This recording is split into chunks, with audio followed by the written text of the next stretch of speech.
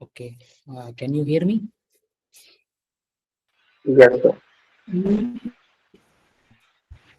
Yeah. So what we'll do today is we'll revise. Initially, we'll just revise a few concepts from Max 2, whatever is required. We'll continue from where we left last Saturday, I think, and then we will move on to week 3 proper. Okay. So that's what we'll do. So there used to be a set of notes for this course. So I'm like reworking these notes. I'll probably share that now. I'll just walk you through what is there. So I have what I've done is I have updated some of these notes. So if you look at any one document, there's a lot of text. So I have kind of made it a bit detailed. So those who like reading detailed things might benefit from it. Those who don't like detailed notes may not find a lot of use for these notes. But what I'll anyway do is, Where do we find this actually? In which part? yeah. So I'll share this link. You can take a look at this. So Can you please pin this? yeah, I have pinned this. Fine. So yeah, so you can. I'll be updating this with week 4 also. Week 4 by the next week, and week 5, week 6, week 7 also I'll be adding. I may not be able to add beyond that. So linear algebra is what I'll focus on. That is what I have with me currently. The first 2 weeks are anyway not too hard. Optimization, I don't know if I'll have enough time to add, but yeah. Okay, so that is that. We can now go on to this vector spaces, right? So we left with where did we end? We ended last Saturday with where did we end? Does anyone remember what we discussed last? I think system of equations, right? So somewhere there we ended.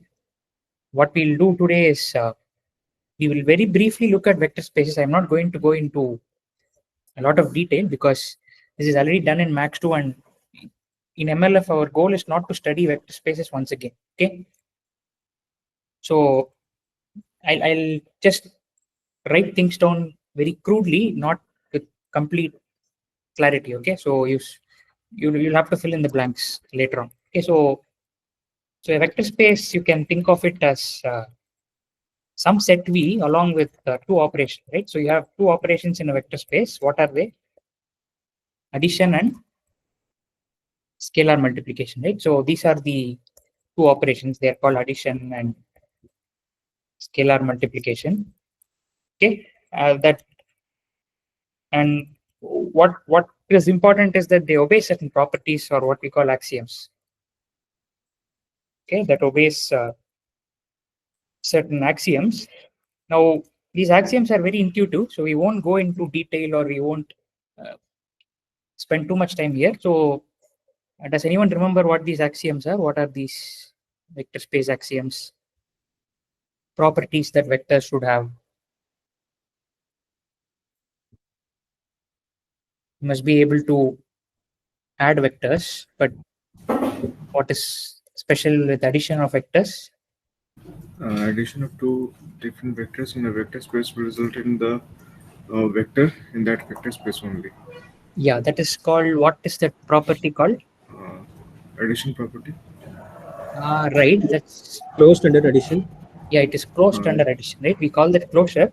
So that is, so if you add two vectors, you get another vector. If you multiply a vector with a scalar, you get another vector.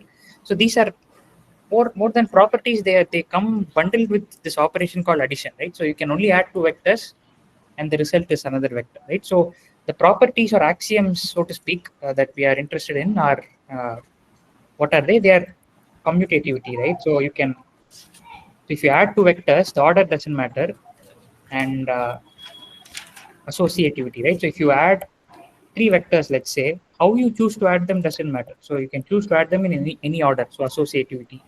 And then there is the what we call the inverse, right? So additive inverse. What is it usually called in a vector space? Those who are not speaking, please mute so that I can. Prime. So there is the zero element, right? So Yes.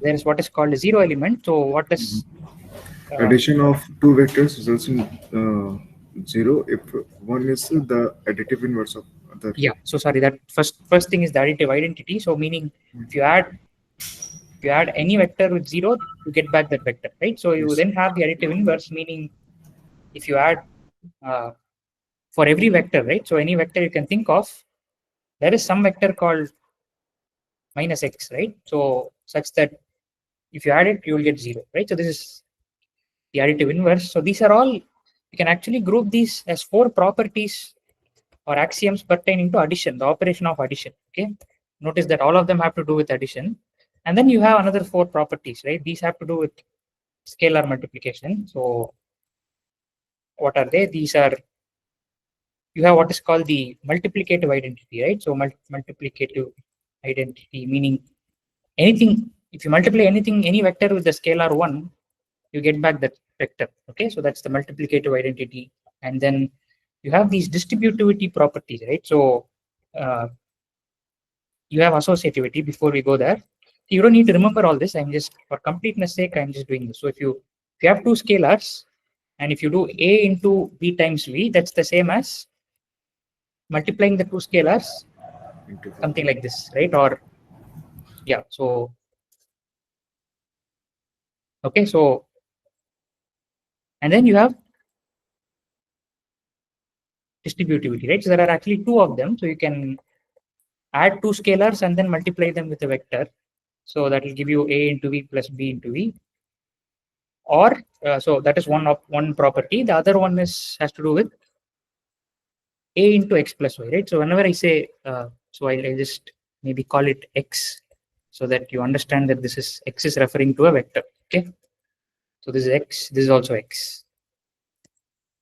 So this is what a into x plus a into y. Okay, so these are properties of, or axioms as we call, so for a vector space. Okay, so there are 8 of them. You will not be quizzed on this, but I just want you to have this the back of your mind. Okay, so what are some examples of vector spaces that we will be looking at in this course? So if I'm going too slow, you can tell me. If I'm going too fast, you can tell me. I'll modulate accordingly. Okay, so the most common or the most important vector space that we are concerned with in this course is Rn. Okay, so the set of, this is like the set of all n tuples, right? Tuple, whatever you wish to call them. So every element of Rn is of the form some x1, x2, dot dot dot till xn, right? So this is how. So these are all vectors. Now specific examples, of course, which we are used to are R2. R2 is the plane, the 2D plane, and R3, right? So these are all vector spaces. Space, right? This is 3D space. So that is Rn. We will later on in the course look at what is called Cn. Okay, so this is the set of all n tuples. Okay, where, so this is of the form x1, xn. Okay, where each xi is, it actually belongs to the set of complex numbers. So for example, if you look at C2, right? So this comes only in week 5, but I'm just giving you a heads up. So if you look at C2, an element in C2 will look like this. So 2 plus 3i, comma 5i, for example, right? So I is, what is I? Do you all know what I is? iota. Iota, right? So the Root square minus root of one. -1, or so I square is -1. Yeah. Alternatively, you can express it as I equal to root of -1, right? So this is a different vector. This is also a vector space. So you must get used to this idea. So Cn is nothing but the set of all n tuples where each element of the tuple or tuple, whatever you call it, is a complex number. Okay, so we'll look at it. We'll come across this later. But broadly speaking, these are the 2 main vector spaces that you should have in your mind. Okay. All right. So that is all you need to know about vector spaces. Most of the action will happen with subspaces. So the first lecture in this week is 4 fundamental subspaces of a Excuse matrix. me, sir. Yeah. So please scroll down little. I'll be sharing this in case you are noting things down. You don't. It's up to you, but I'll be sharing this later on. Okay. Sir, can I ask you something? Yeah. Sir, CN are column spaces, I suppose so. So CN is one notation to represent complex vector spaces. So here, when I say C, I mean, so C is the set of all complex numbers, right? So that is what I mean here. So maybe in some other textbooks, you might have seen Cn to mean something else, but here, uh, the way I'm using it is as the set of complex numbers. Okay, so what is Cn? So Cn is nothing but it's the cross product, right? If you are more familiar with it, C cross C n times, right? So this is like Rn is the same thing, right? So Rn is what? Rn is the cross product, right? So R cross R cross R. If you do it n times, you will get Rn, right? Is that fine?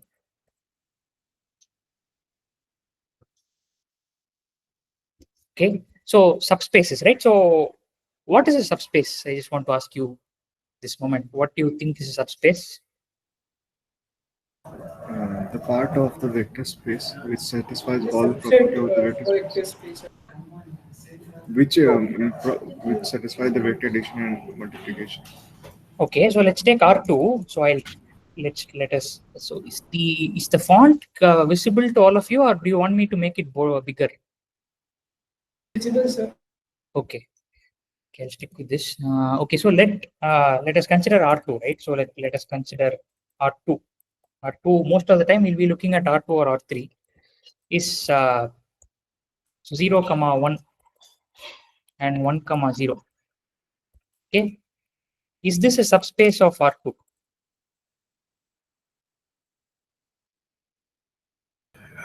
Yes. Yes. Okay, how many of you say yes? Can you raise your hand?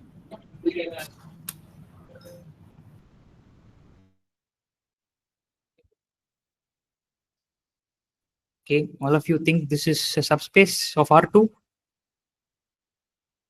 Space of R3, sorry.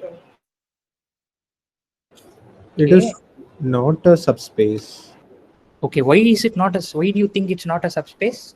because it doesn't have the zero element in it. Okay, so I'll throw the 0 element into it. Is this now a subspace? No, still it will not be a subspace because if I do any scalar multiplication of it, again, it will not lie on that, right?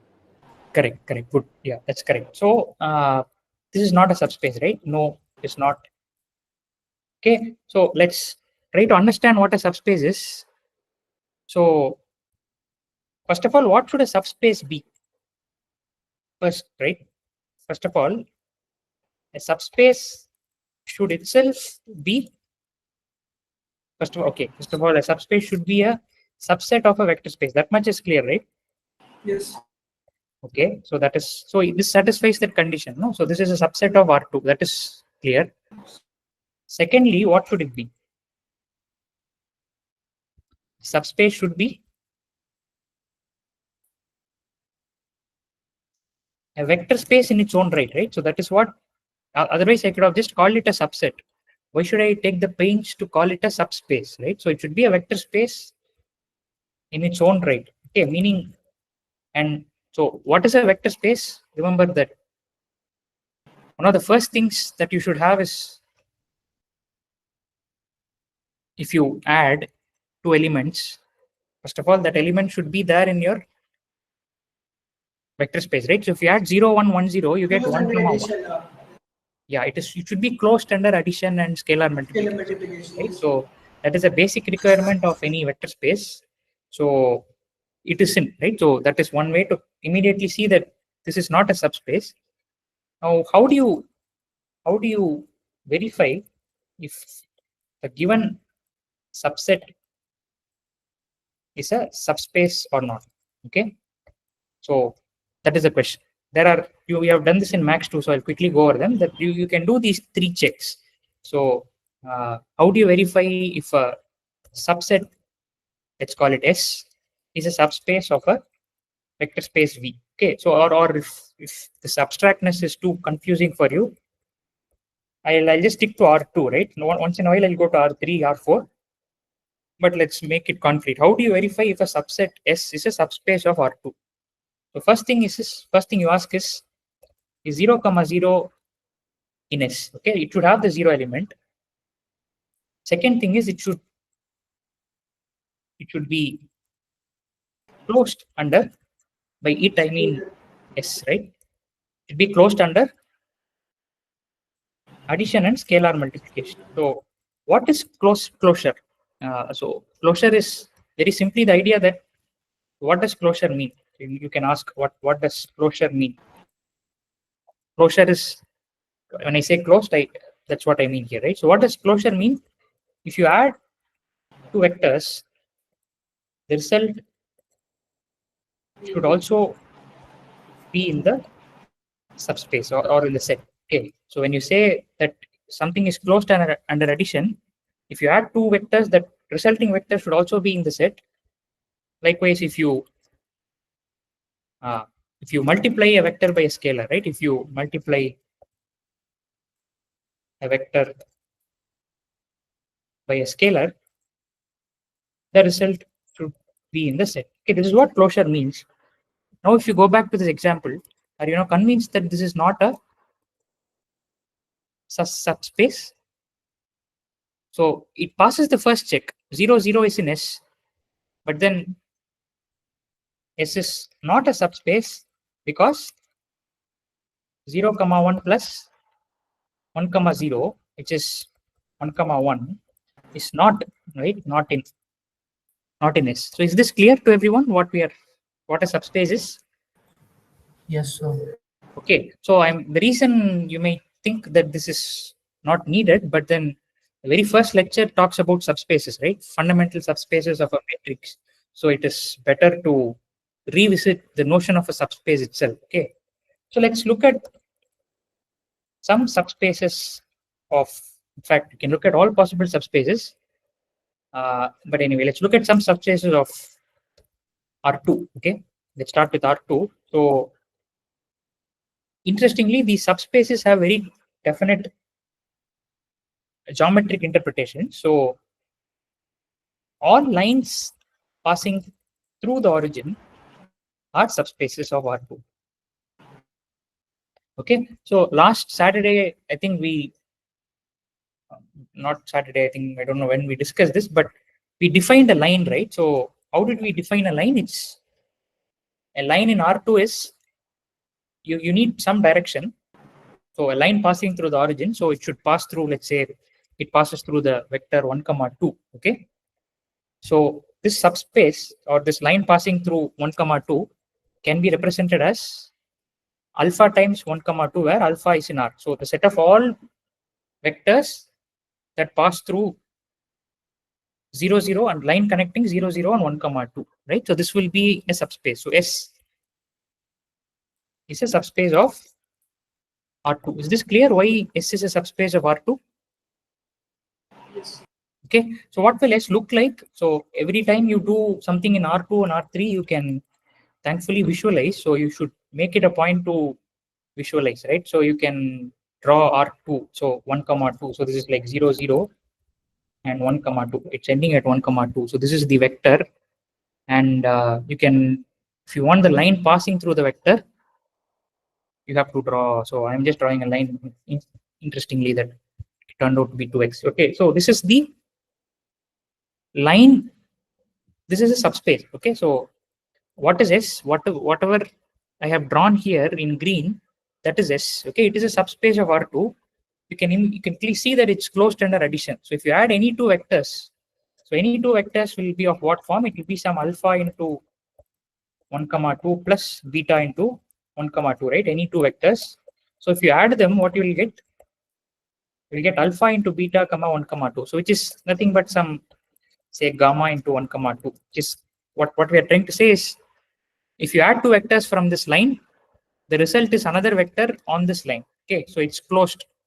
So what we have done is verifying if S is closed under addition. Okay, you can also verify that it's closed under multiplication. You should also verify one more thing, which is that the origin should be there, 0, 0. Okay, so is this all clear? Subspace business.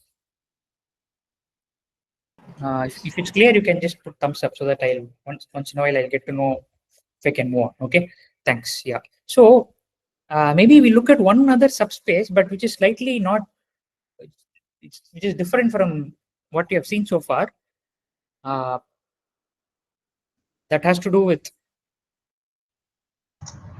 matrices, but maybe not. Maybe we'll come back to that later. I'll just move on to linear independence and span. So once you have understood subspaces, what we'll do now is we look at span, right? So the span will be very important when we discuss the 4 fundamental subspaces. So we'll quickly go over the idea of a span of a set of vectors.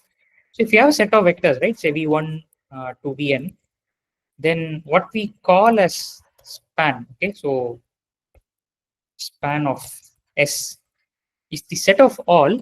So span of S is the set of all possible linear combinations of vectors in S. Okay, so that is what you mean by span. So linear combination you already know.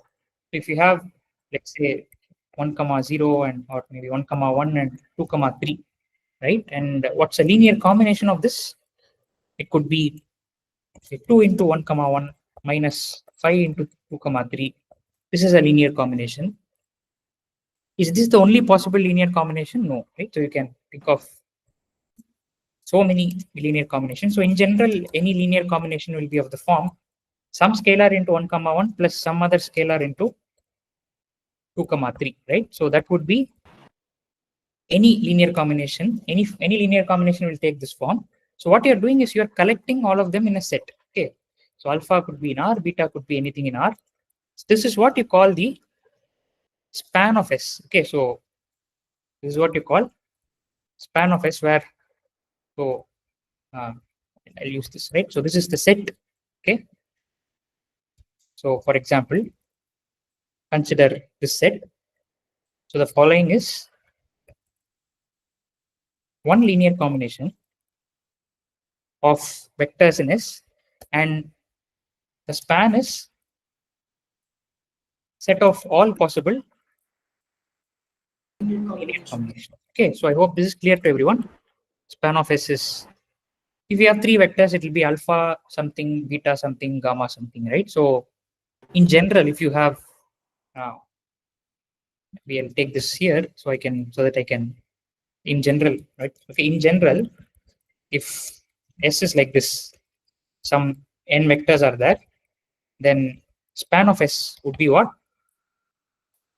Would be the set of all vectors of the form alpha 1 v1 plus dot dot dot plus alpha n vn, where each alpha I is in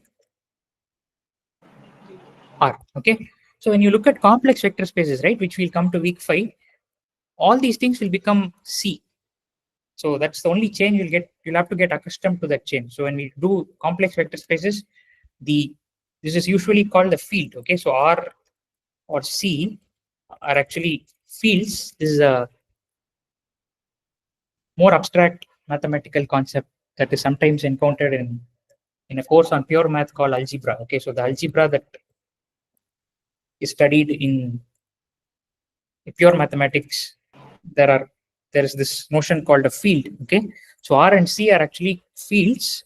So when you do week 5, you will replace the field of real numbers with the field of complex numbers. Okay, so is this clear? What is the span? Can we move on? Okay, so once span is done, we look at linear combination. So that there are some properties of span. Maybe I'll very quickly mention them. Properties of span.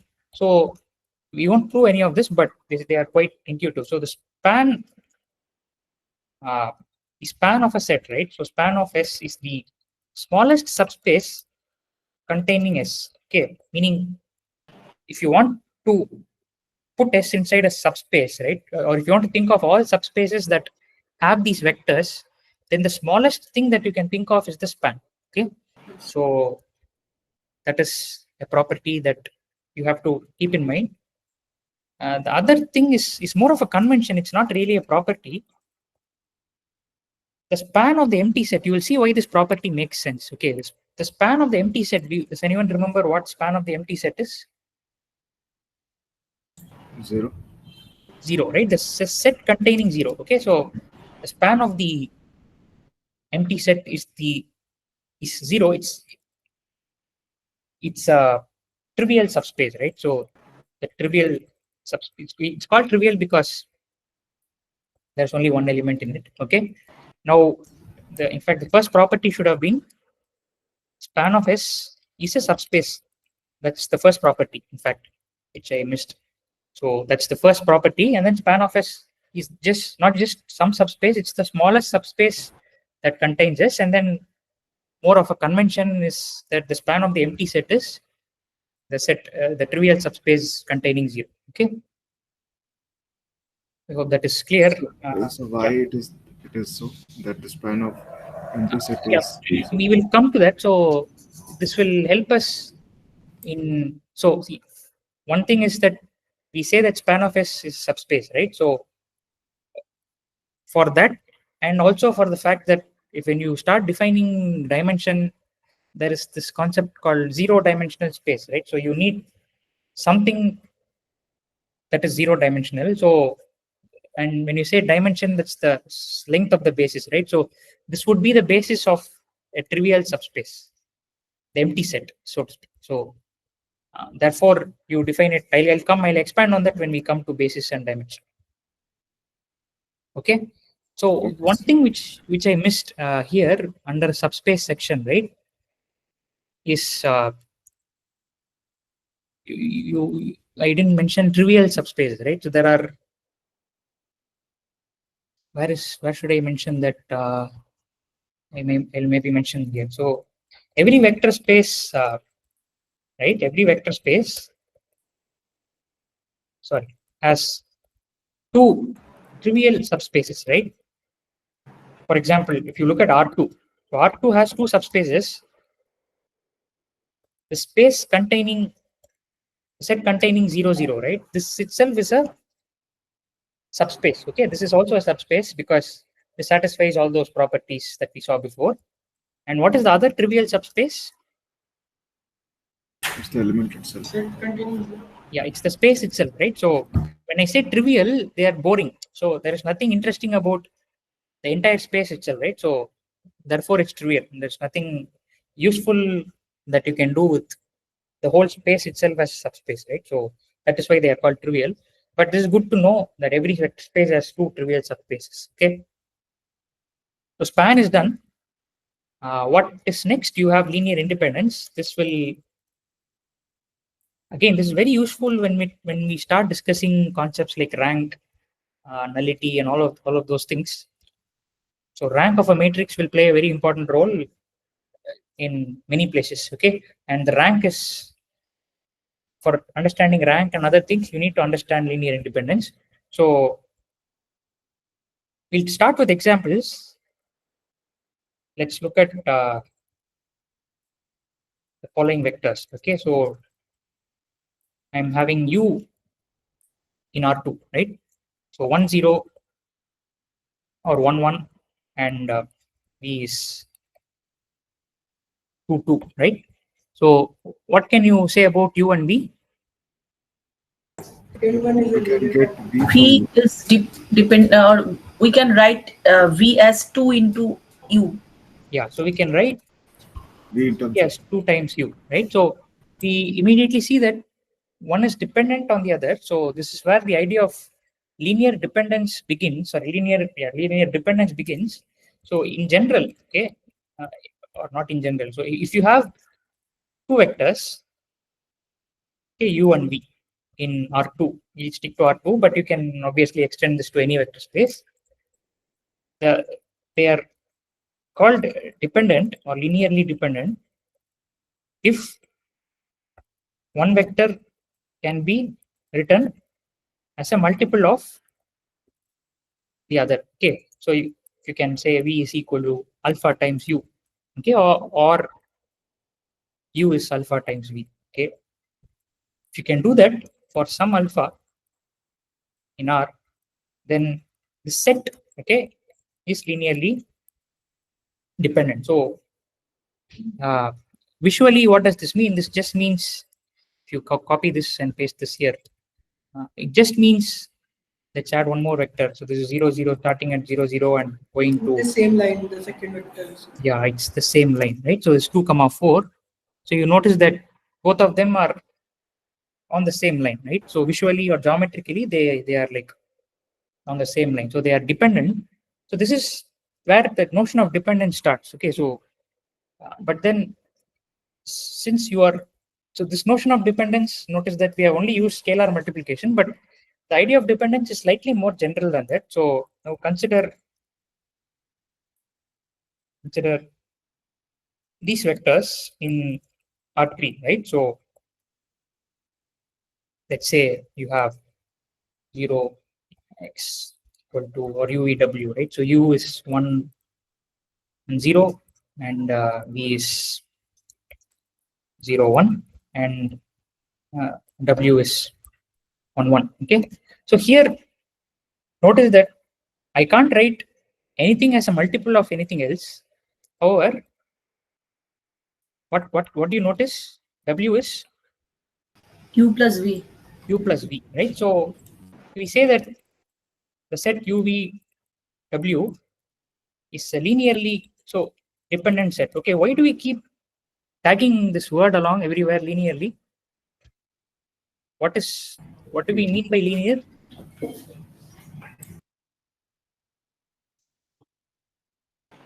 So why do we have this word coming up?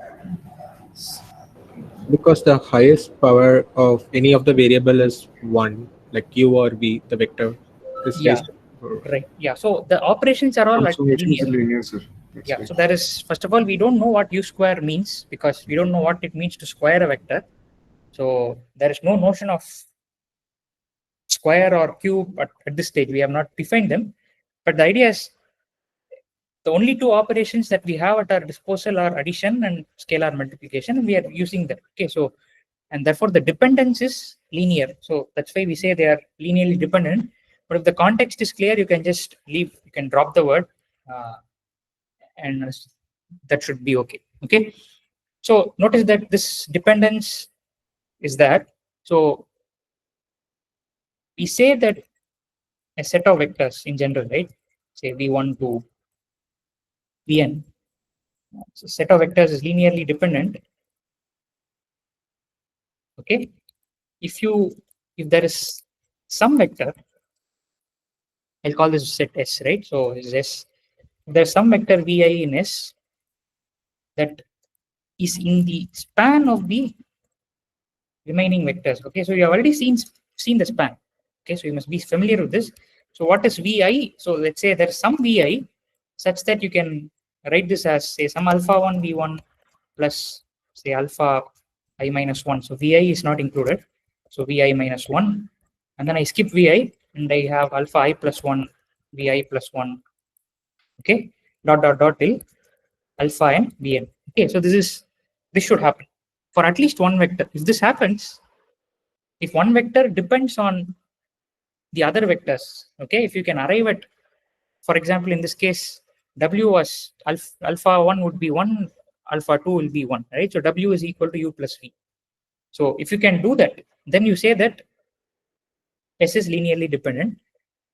Okay, now if it is not linearly dependent, it's linearly independent. Okay, so there is an alternative way uh, for defining independence. So we'll look at independence now, and this is usually the most common way of defining independence. You take any linear combination. So you take any linear combination and set it to 0.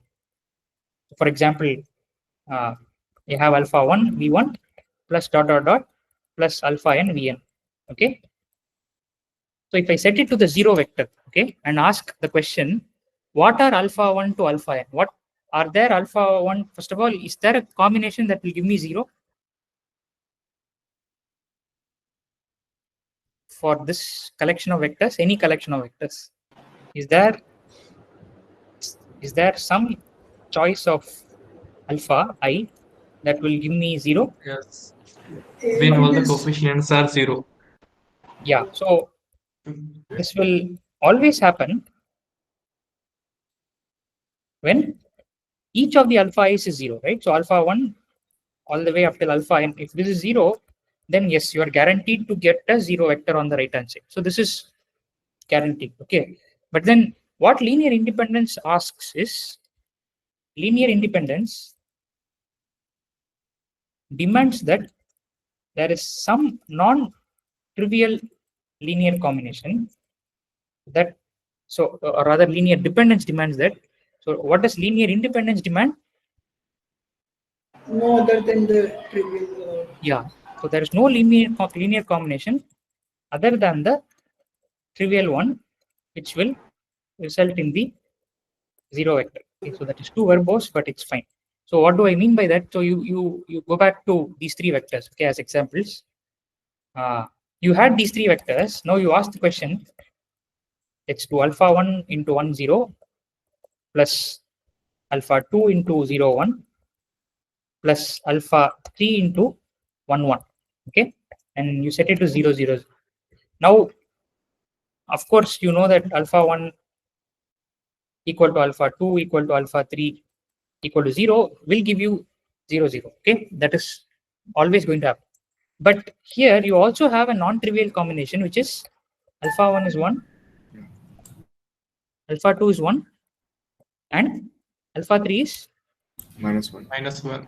minus 1, right? So this will also give me 0, and this is a non-trivial combination. Okay, so the moment you have a non-trivial combination, you can conclude that this is linearly dependent. Okay, so I hope that is clear. So let me box this because it's important. So I set s equal to v1 dot dot dot vn is linearly dependent, linearly independent if alpha 1 v1 plus dot dot dot plus alpha n vn equal to 0 implies, this is the mathematical more formal way of writing it, implies alpha I equal to 0 for all I. Okay. Okay, this is a slightly more mathy way of writing the same thing. So it's linearly independent if the only linear combination that you can set to 0 is the trivial linear combination. Okay, so notice that this implication is important. I can't do left, right implies left. Okay, I have to do left implies right. Okay, I'll pause here. Is this clear to everyone so far what we have done? Yes. Okay. So you can use their inverted A instead of for all. Yeah, I can. Yeah. So that existential universal quantifier you're saying, right? Yes. Yeah, so I could do that, but I didn't want to confuse those who are not familiar with that. So that's why I didn't use it. Okay. Yeah, but I hope this is clear. Or I could just say 1 less than or equal to I less than or equal to n. Okay, for all I. Yeah, that is linear independence. Yeah. The They second should- one is also independent. The second example, little above, the non-trivial combination, is that also independent? This is dependent, right? So the moment you have a trivial, a non-trivial combination, it's dependent.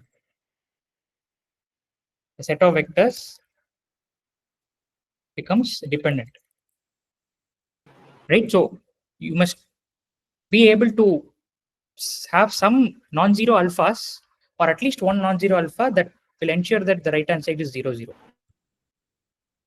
Here you have, right? You have 1 1 minus 1. Okay, so basis and dimension, that is the next thing, and then we go into slightly more interesting things. I hope. Okay, this was interesting to me, but I don't know. Nowadays, people don't like mathematics, pure math stuff, right? So I don't know how many of you enjoy this, whatever we have done so far. But anyway, if you enjoy, great. If not, then it was all this is necessary for what comes later, right? So we have to kind of put our head down and study. So what is the basis? Before we go to the basis, we have to define perhaps what is called a spanning set. Okay. So a spanning set is a set that or spanning set of a vector space V is a set spanning set S, right? So I keep making emendations, but I hope that's fine. A spanning set S of a vector space V is a set whose span is the entire vector space. Okay, meaning Span in the V. spanning V. Yeah. So span of S is equal to V. Okay, this is what. So we sometimes refer to this as S is set to span V. There are different ways of calling this, denoting this. When you say S spans V, so you use the verb span here. What you mean is span of S is equal to V. Okay, or you could call it a spanning set. So for example, 1, 0 and 0, 1 spans R2. Likewise, can someone tell me a spanning set for R3? 1 0 0 Okay, 1, 0, 0. 0 1 0 0 Okay. 0 0 1. 0 1. Okay. Now if I add 1, 2, 3, will this stop being a spanning set? No, sir. No, sir. It will continue to span. Okay. So this is also a spanning set. That's what differentiates a spanning set from a basis, right? We'll come to that next. Is this not going in the next line? Okay. Right. So it spans R3. So that is the idea of a spanning set. Now the basis can be very succinctly represented as a basis of a vector space V is a linearly independent spanning set. Okay. Alternatively, you can call it a linearly independent set that spans V. Okay, so you could put it either way. Therefore, if V is a basis for V, it has to satisfy two things. V has to be linearly independent. That is the first thing. And minimal spanning. Yeah, so we'll come to that. We'll come to the minimal maximal thing. So, and then span of S has to be V. Equals vector space. Right, the whole space. So examples are, we have already seen this, but for the interest of completeness, so 1 0 0 1, we just saw this is a basis for R2. Okay, in general, you have you might think 1 0 0 not needed, but then someone is bring back the audio itself. Span of S has to be okay. Yeah, so this is what is a basis. So this is a basis for what? What do you think this would be a basis for? Rn. Rn. Okay. So both of these are called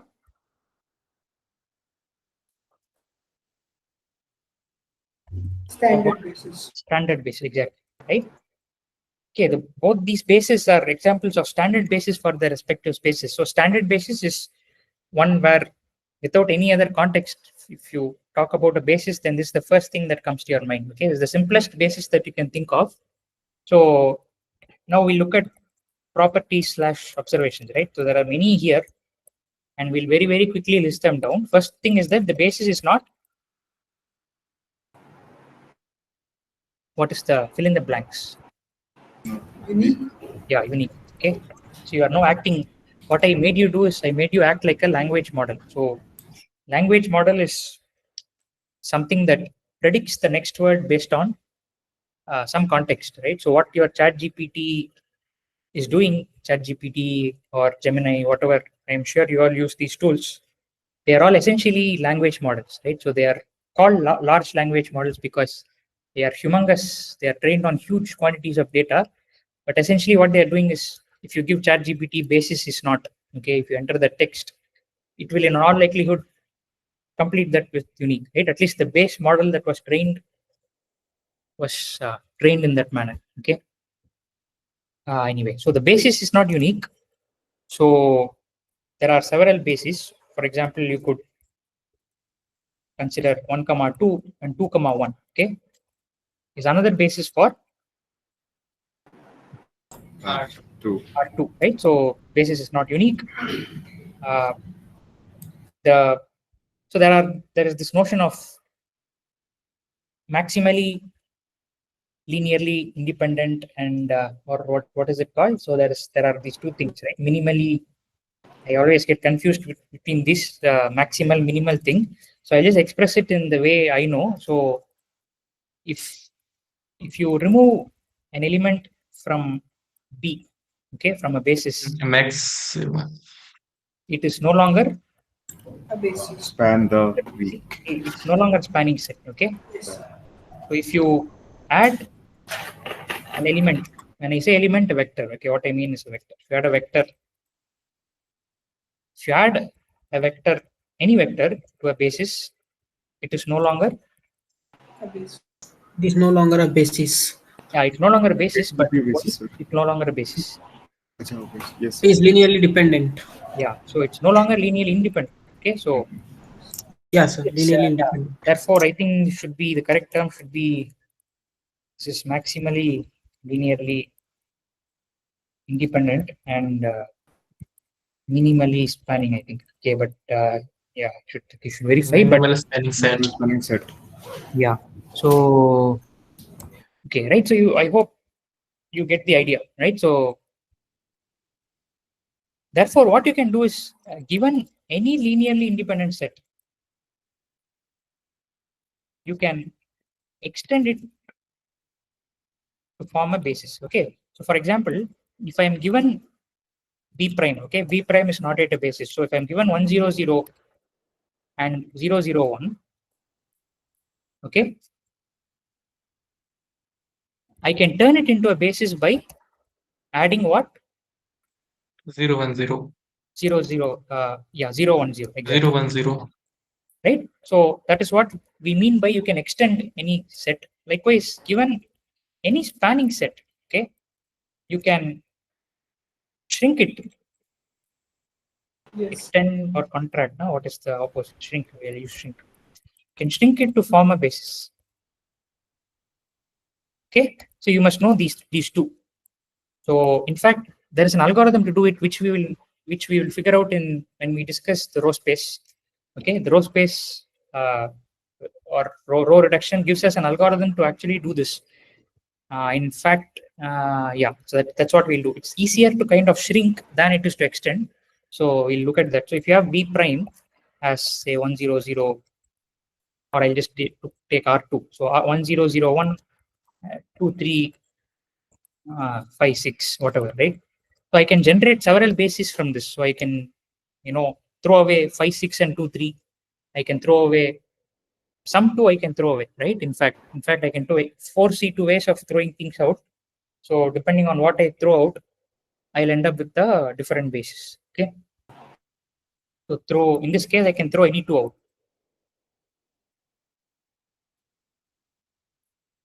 Okay. So these are some properties that you need to know, observations properties.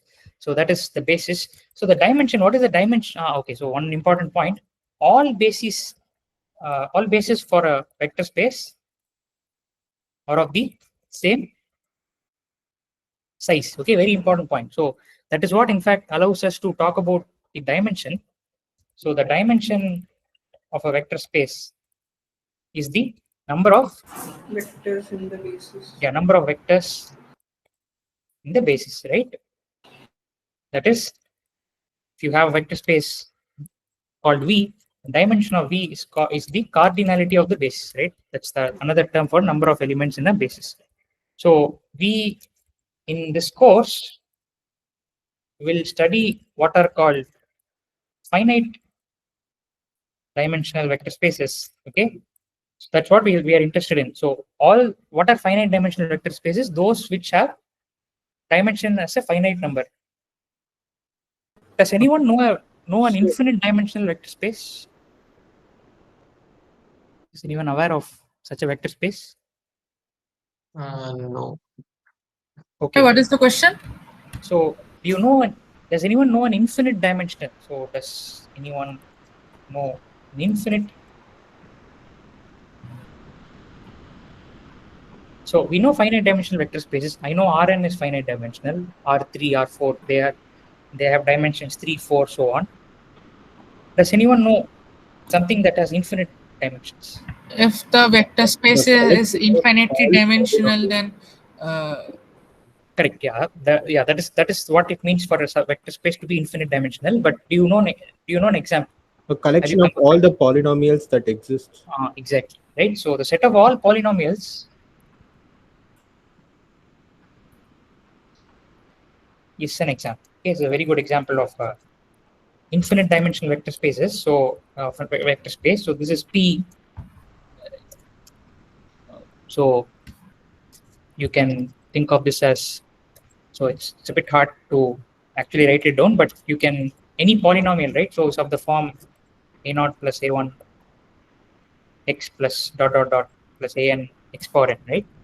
If you don't limit the degree, so there should be some degree which is finite, but then if you don't fix n to be a particular number and you say all possible polynomials, then, so this is any possible polynomial, right, of whatever degree you can think of, that will be in P. So this is an example of an infinite dimensional vector space. So you can think of the basis being 1x, x square, dot, dot, dot. So it will keep going on and on. So this would be a basis for P, okay? You can actually show that no finite basis. So the moment you say finite basis, what you're doing is you're limiting the degree of the polynomial, okay? So you can, this is an example of an infinite dimensional vector space. But anyway, that is out of scope of typical linear algebra course, right? So, So, what is the dimension of like a zero, like empty space? It's 1, right? it's 0, right? So yeah, thanks for reminding. We have to discuss. So, convention is that the basis for the trivial subspace 0 is the empty set. Okay, so therefore, the dimension of this vector space is 0, right? So this is a 0 dimensional vector space.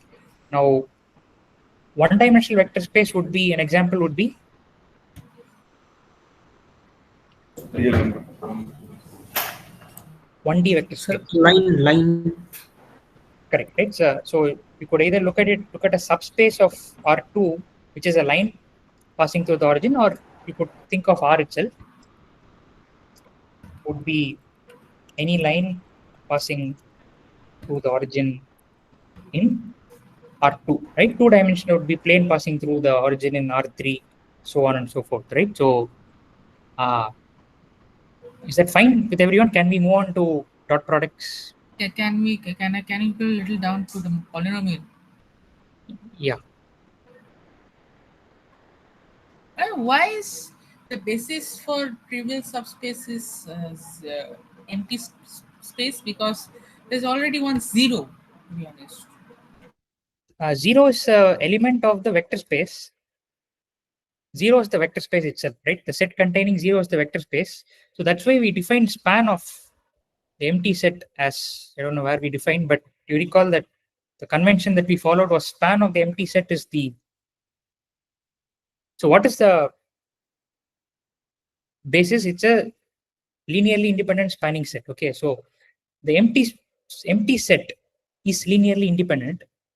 It's kind of what is called vacuous truth. Okay, so if you take any linear combination of elements in an empty set, that proposition itself breaks down. So it's there these are called, you can maybe search this. It's called vacuous truth. Okay, I link it here. So for those who are interested, you can take a look at it. So the empty set is linearly independent. Okay, so you can for now think of it as a convention. So the span of the empty set is again another convention is 0, right? So span of the empty set is 0. Therefore, this is a linearly independent spanning set.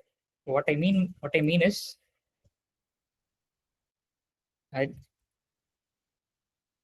The empty set is a linearly independent spanning set for this trivial subspace and therefore a basis. The dimension, so, and its dimension, since it has no elements, the dimension is 0 of that vector space. Okay, so this is more of a trivial thing, right? We'll never have to deal with this, or we'll seldom have to deal with this. Okay, so you can refer to this later. Okay, I'll move on to dot products if it's fine. Everyone fine with moving to dot products? Yes. Yes, okay. sir. So the dot product is something you are all familiar with. Now, why do we need dot products? Isn't addition? So what have we used so far?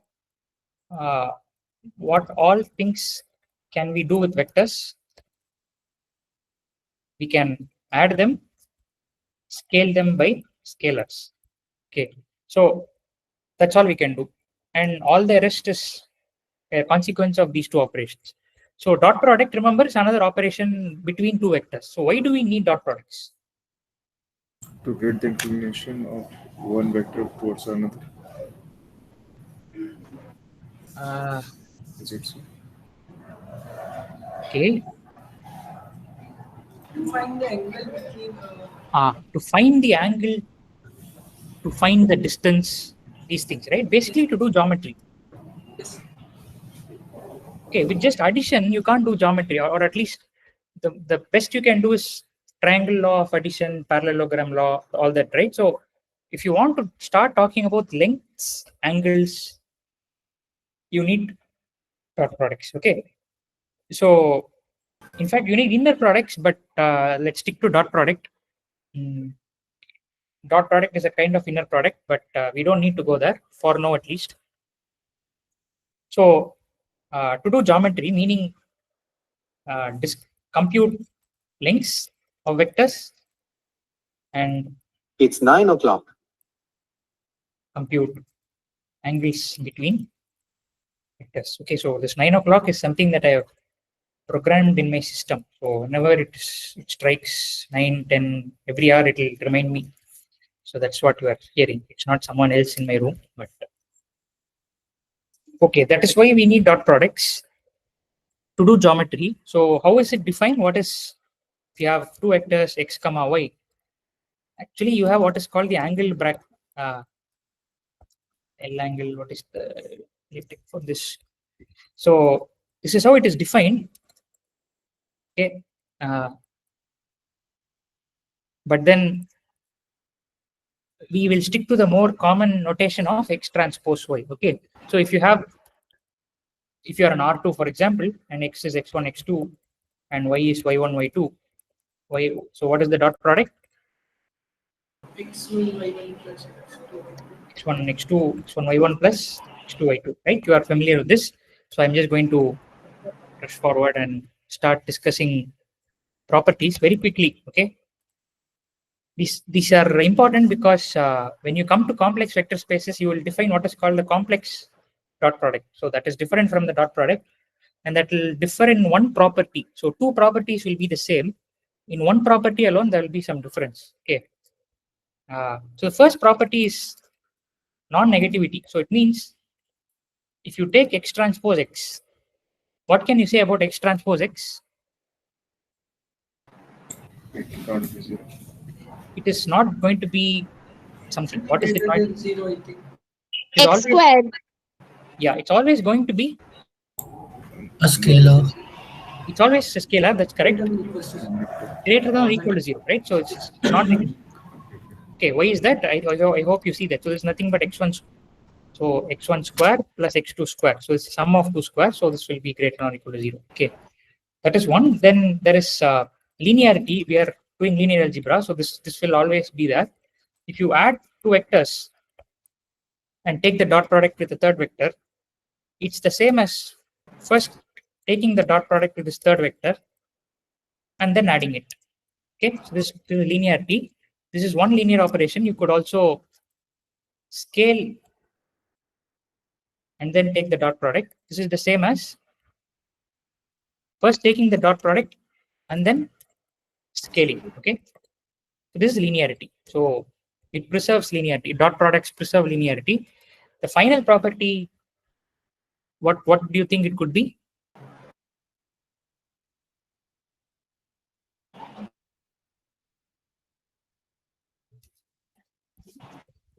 Symmetry. What do you think symmetry is? X dot y is equal to y dot x. Yeah. So X transpose Y is the same as Y transpose X. So this is where, so I'll just make a note here. Symmetry is where, so it's not exactly symmetry. Okay, so in this case it is symmetry, but I will make a note. This note will become clear when we discuss complex vector spaces. It is actually something called conjugate symmetry for complex vector spaces. But then for real vector spaces, it simplifies to symmetry. Okay, it may not make sense now. For some of you, it might. But when we come to week 5, it will make abundant sense why it's called conjugate symmetry. Okay. So these are properties. That's enough, right? So we can now move to norm. So the norm of a vector is the length of the vector. Okay. So how do you define the norm? Excuse me, sir. Yeah. So will you please explain note again? Yeah, this note will become clear when we do complex vector spaces. See, there is actually this notion called conjugate symmetry. So so if you do X transpose Y for in complex vector spaces, there is the symmetry doesn't hold. Okay, so I'll just write something extra here. So in complex vector spaces, simple symmetry doesn't work for complex dot product. So there's something called a complex dot product. Okay, so there simple symmetry will fail. So X transpose Y, first of all, you can't call it X transpose Y. You have to call it X conjugate transpose Y, something like that. So there's the notion of complex conjugate, right? So if you have studied complex number, if you have a complex number called 1 plus I, then its complex conjugate is 1 minus I. Okay, so we will do all this in week 5. So that's why I didn't expand on this. You have to wait until week 5 for it to make perfect sense. Okay. I hope that's fine. So the norm of a vector is the length of the vector. So how can you define the norm using dot products?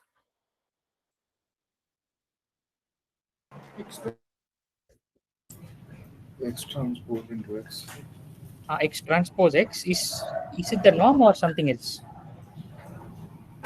Root over of X transpose into X. Yeah, so that's the square root of X transpose X, right? So norm square is what is X transpose X. So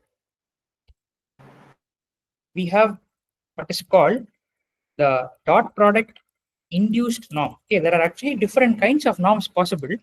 This is one kind of a norm. So this is called the norm induced by the dot product, or the norm induced by the dot product. Okay, so why is that called that way? Because we are using the dot product to define the norm, right? So keep that in mind. So the angle between two vectors, at least in R2, okay. In fact, it is starting with R2 where this angle concept becomes clear. So the angle between two vectors is given by, does anyone know what it is? Cos theta equal to u dot v upon number Theta. Theta is equal to cos inverse. Cos divided by rho. Theta. Yeah, cos inverse X transpose. So the angle between two vectors, X comma Y. Cos to the power -1 and then the angle degree. It's given by the following. So you have cos inverse X transpose Y or X dot Y, okay, divided by X transpose not Y. Not. Right, the norm X, norm Y. Okay, so this is the angle theta between two vectors X and Y.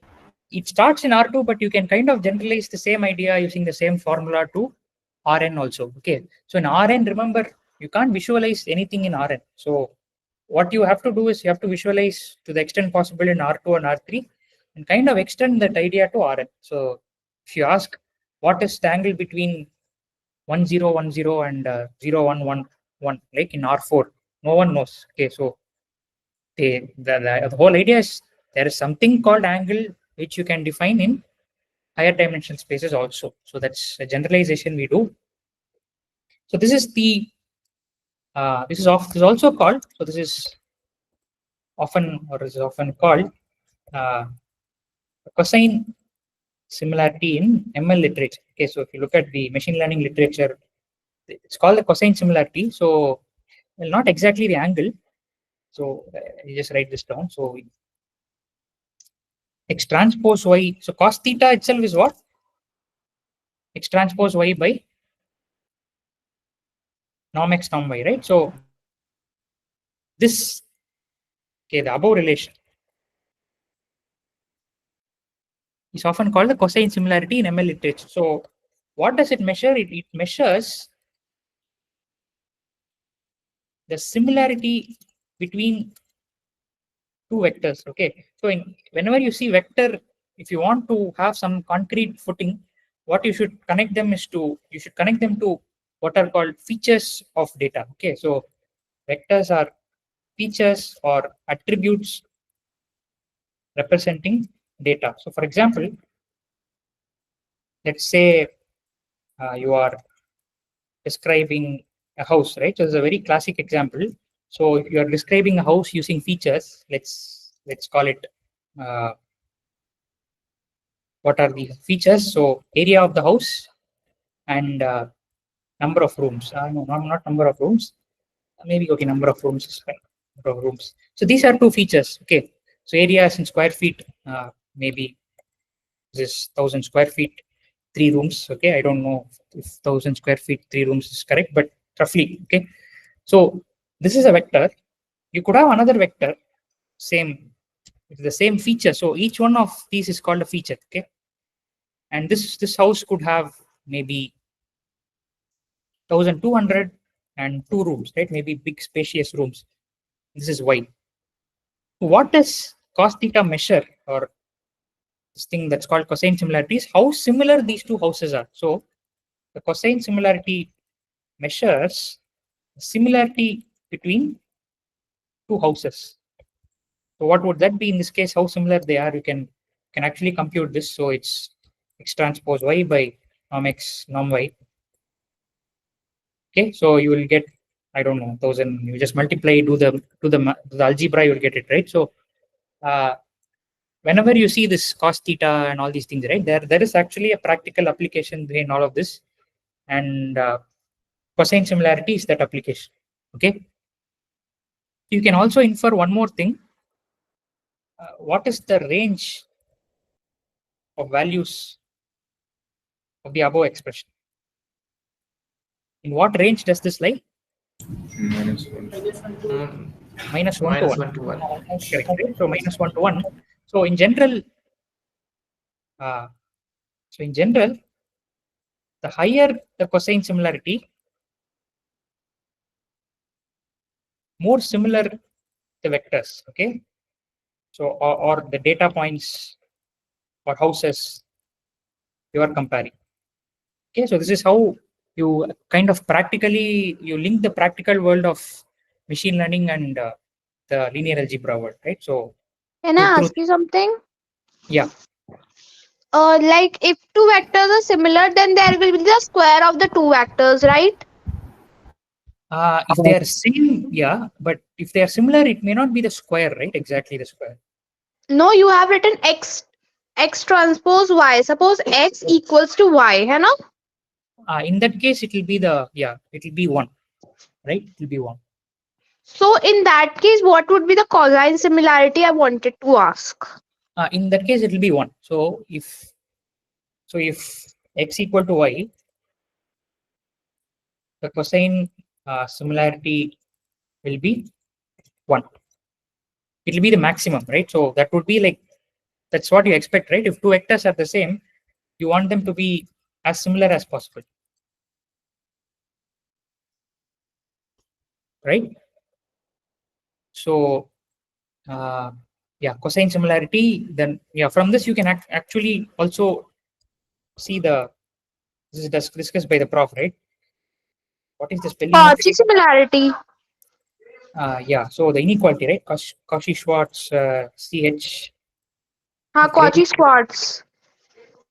Yeah, so A transpose B less than equals to uh, dot length of A into B, and then it is between length of A into B and then minus length of A dot B. right, yeah. So the minus, so you have X transpose Y, and that's the dot product. So that is bounded between. So in fact, it is.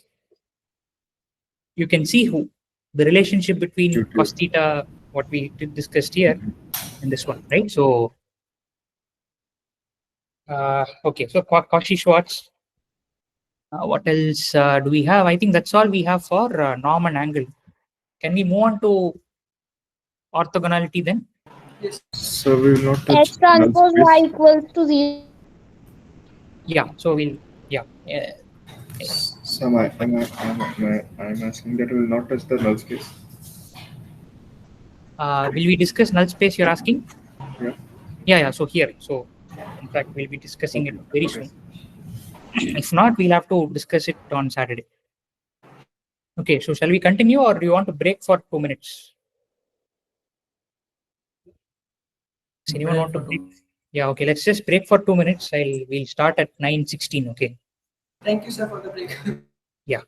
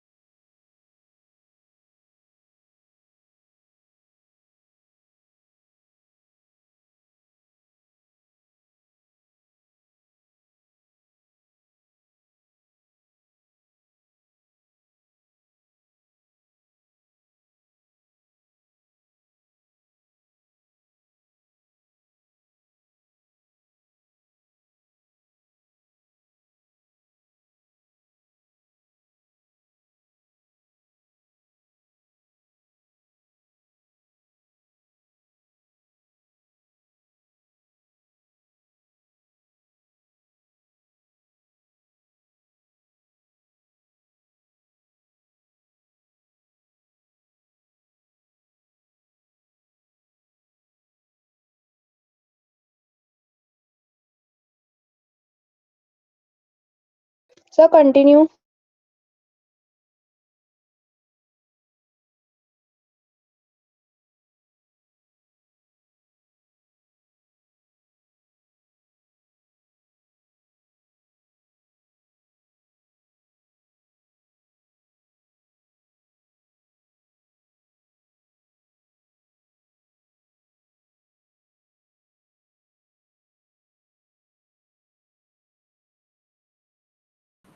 Hello.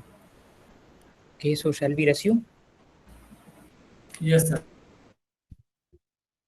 Okay, so orthogonal vectors, right? So that's again an important notion. So two vectors u and v are orthogonal or perpendicular.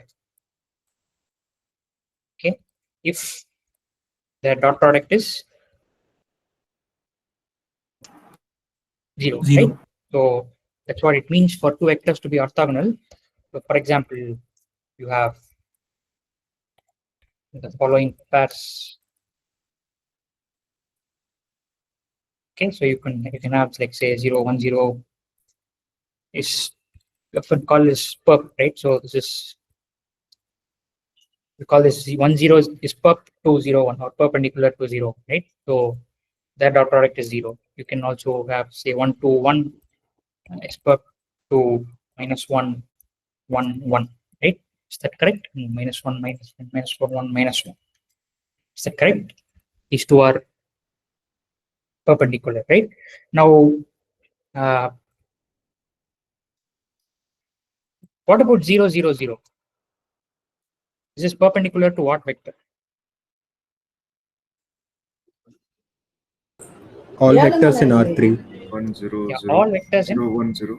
R3, right? So for all u in R3, so no matter what vector you take, it's perpendicular to 0, 0, 0, right? So the 0 vector is perpendicular to, so in general, the 0 vector is kind of called this same perp, right? So to V, the vector space itself. So that is orthogonal vectors cos 90, right? If you look at it as U transpose V, the cosine similarity is similarity between two orthogonal vectors is 0, right? So A transpose B by norm A, norm B is 0 if the two vectors are orthogonal.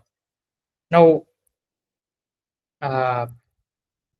orthogonal, so orthogonal vectors, what is the nice part is it has several nice things associated with it. So let's look at, so far we have only looked at pairs of vectors, right? So now let's look at a set of vectors, right? So set to be, or set of vectors is S equal to B1, set to be pairwise orthogonal if Vi transpose Vj is 0 for I. For I what? I and j should be what? I not equal to j. I not equal to j, right? So what about I transpose Vi? What should that be? Nothing, right? It can be anything. So it can be 0, it can be 1, 2, 3, whatever, right? We don't care about dot product of the vector with itself. All that we are interested now is what happens to pairwise relationship. Okay. So the most important property is if S is, I just call it orthogonal, where it's understood that it's pairwise orthogonal, right? Then S is, you have to be careful. So if S is it's a collection of non-zero orthogonal vectors, okay, then S is linearly independent.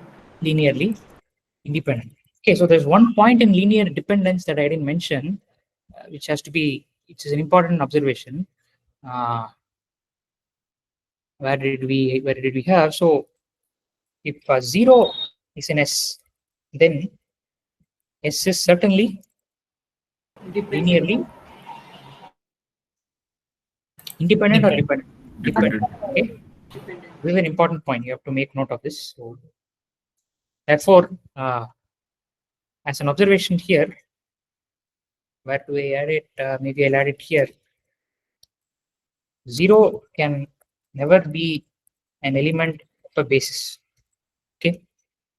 Because for obvious reason, right? That will make the set linearly dependent. So if you come down, that's why I added this non-zero term here. So if there's a 0, then that will not work. Okay, so how do you show this? This is kind of a very simple proof. So I'll just go ahead and show this. So alpha 1, you take any linear combination of these orthogonal vectors, okay, alpha and Vn, okay, and set it to 0. Okay, take any linear combination and set it to 0 and set it to 0.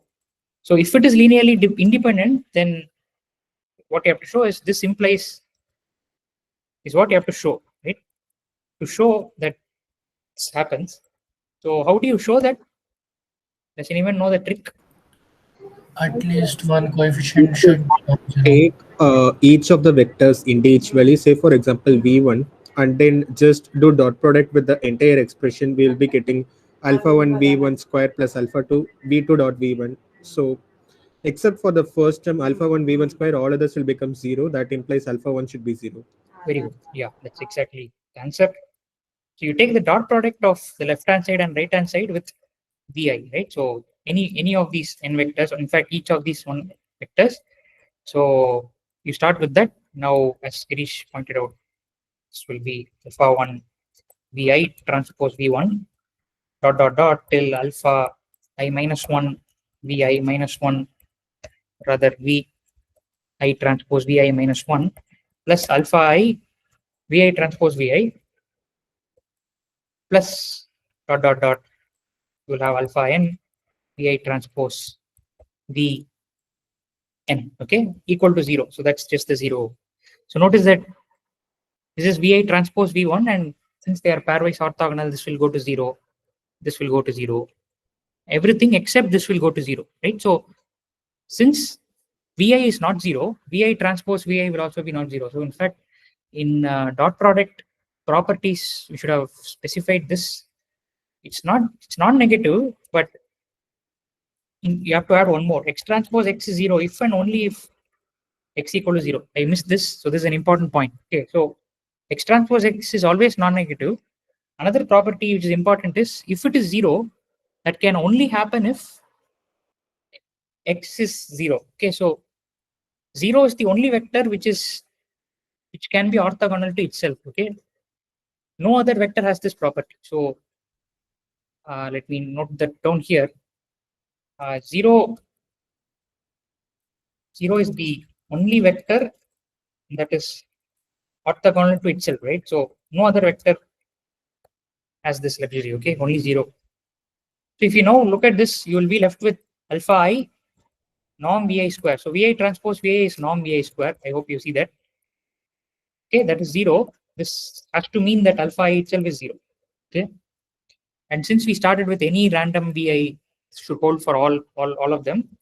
Therefore, we have all alphas are 0. So this is like alpha n is 0, and that shows that S is linearly independent. So this is an important result. So I'll box this. I'll just write it down this way. So if you have an orthogonal collection or orthogonal sets are linearly independent, provided the caveat, right? What is that? Provided the set has Non-zero vectors. Yeah, provided the set doesn't have Zero zero vector. Okay, so this will come in very handy. This orthogonal business being meaning linearly independent. That will come in handy when we discuss the basis, right? Which is what we are going to do now. So an orthonormal basis is one where the set of vectors are. I'll just quickly state this way, right? Is so S equal to V1 Vn is an ortho on normal basis for Rn. Okay, in general for Rn, if so if Vi transpose Vj, right? So the dot product. So always remember Vi transpose Vj is the dot product. This is one when I is what to j. Equal to When I is equal to j, and it is what when I is not equal to j? 0. 0, right? So this is what you mean by an orthonormal basis. So it's an orthogonal set of vectors, and so they are pairwise orthogonal and they are unit norm. So the vectors in an orthonormal basis are pairwise orthogonal and have unit norm. Okay, so this is a tremendously useful thing.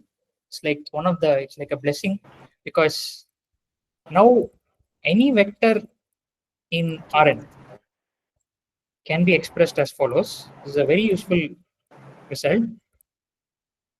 Okay, so how can I express V in terms of V1 to Vn now?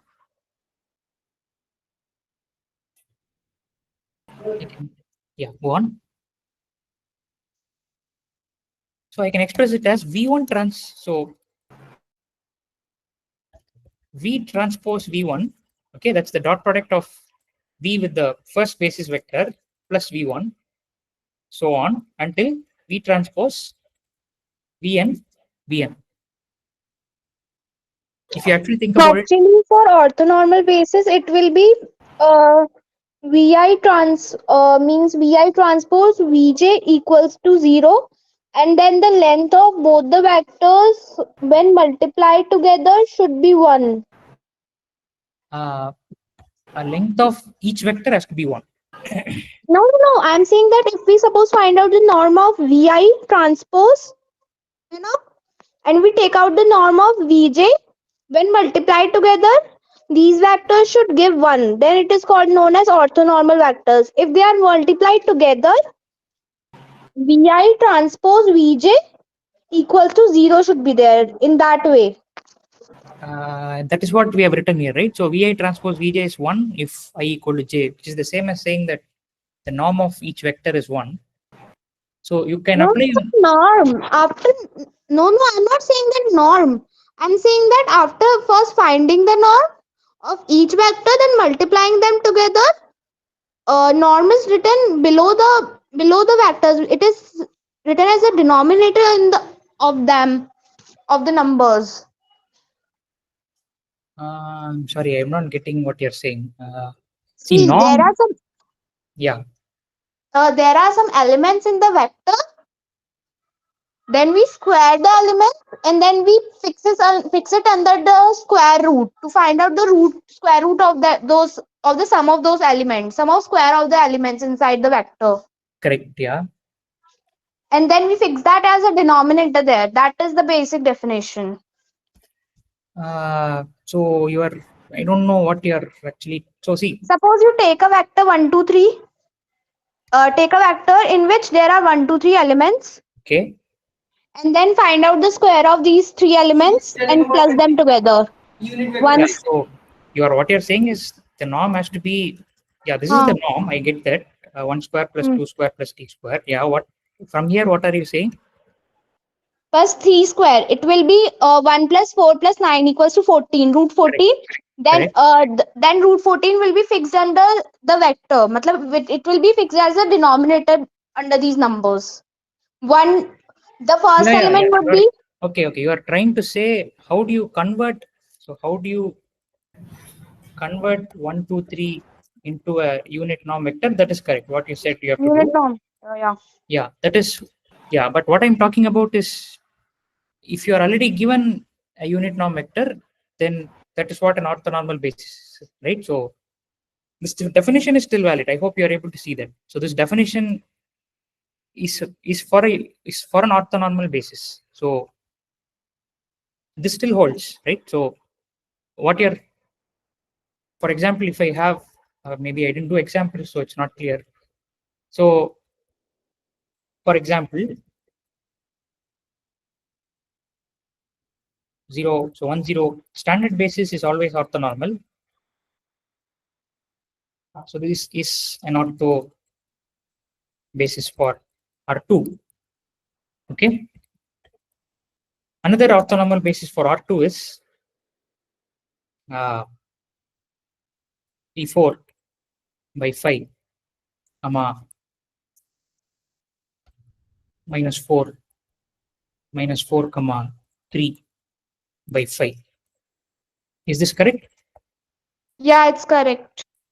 Okay. So here you had to divide by the norm. So if you had given, so note that 3, comma 4, comma minus 4, comma 3 is an orthogonal basis. Okay. But not orthonormal. Okay, in this case, you had to do that orthonormalization, but what I'm saying is if you are given something, then if you are already in possession of an orthonormal basis, how do you represent V? Okay, that's what we are looking. Okay, so. So can you re-explain what that expression means? Sorry? Can you re-explain what that expression means?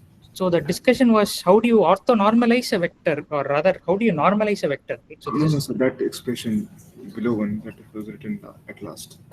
Where? Say in orthonormal. So this one, V is equal to V transpose V1 into V. Yeah, I'll come to that. Yeah, I'll come to that. So this is properly placed here. How do you convert 1, 2, 3 into a unit norm vector? So first find the norm, then divide the vector by the norm. Okay, so that would mean you do this, and then you do 1, 2, 3. What is the square root? This is 1 plus 4 plus 9, 15, right? So 14. 14, is it? 14, yeah. 14. Okay, so yeah, let's go back. So what I am looking at here is any vector in Rn can be expressed as this, right? So this is not clear. If this is not clear, I'll just quickly do this example. For example, let's take something slightly non-trivial. So I'll take this basis, okay, this orthonormal basis. Consider V is this, okay. Now, how do you represent, say, 1, 2 in this basis? Is the question, okay. How do you represent 1, 2 in this basis? Now the answer to that is, so V, I'm calling V as 1, 2. V1 is the element of the basis, right? So that is, in this case, maybe put it separate. So V is 1, 2, and V1 is 3, 4 by root 3, 4 by 5, and V2 is minus 4, 3 by 5. Okay. So what is V? Remember, V should be some alpha into V1 plus some beta into V2, correct? Or alpha 1 V1 plus alpha 2 V2. Do you agree? Yes. So the question is, how do you find alpha 1 and alpha 2? That's the question. Okay. If this had been some other basis, some other random basis for R2, your life would have been difficult. You should have, if you remember Max 2, you would have actually had to solve a system of linear equations and all that. But thankfully, it's orthonormal basis. So what you can do is alpha 1 is simply nothing but V transpose V1. Let me write it this way. Alpha 1 is V transpose V1. The dot products themselves give you the coefficient. So alpha 1 and alpha 2 are the coefficients, right? So what is V transpose V1 here? So what do I mean by V transpose V1? I mean 1, 2 dot product. So with 3, 4, okay, by 5. That 5 will come outside. So I can put it this way. So what is this? Let's do it fully. So 3 plus 8. 11 by 5. Is that correct? You have to tell me if I'm wrong or right. If I'm wrong, let me know, please. So what is V transpose V2? 1, 2 into minus 4. Is this correct? Yes, sir. Okay, what will this be? Minus 4 plus 6. 2 by 5. 2 by 5. So what I'm saying is, we'll verify this also.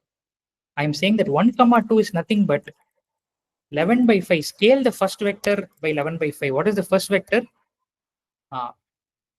This one, okay. First vector is 3, 4 by 5.